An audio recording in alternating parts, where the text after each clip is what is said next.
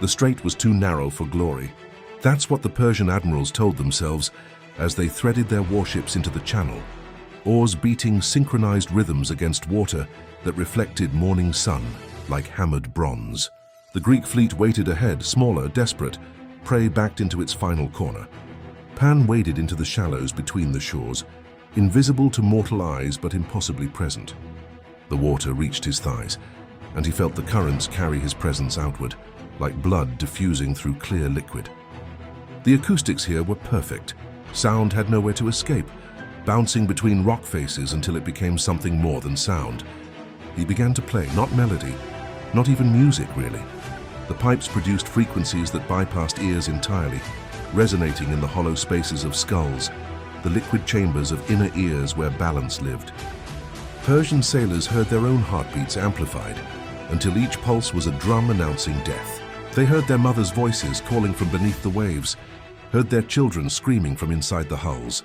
The water itself became accomplice. Shadows moved wrong beneath the surface. Too many limbs, too many mouths. Forms that suggested things that had drowned when the world was young. Trained warriors saw tentacles where there were only oars, saw teeth in the foam, saw their own reflections grinning back with eyes that held nothing human. One ship broke formation first, then another. Not from Greek ramming or arrow volleys, from the simple, overwhelming need to be anywhere else. Sailors abandoned their posts, climbed over each other to reach railings, dove into water they suddenly trusted more than wood and bronze. Captains screamed orders that came out as animal sounds, their authority dissolved by the realization that they commanded nothing, had never commanded anything, were children playing at war while something vast and hungry watched from spaces between waves. The Greeks pressed their advantage, confused by an enemy that seemed to be fighting itself. They claimed divine favor, and they weren't entirely wrong, just mistaken about which divine force had answered prayers. Pan stood waist-deep in carnage-tinged water, feeding on the terror of men who'd crossed continents expecting triumph.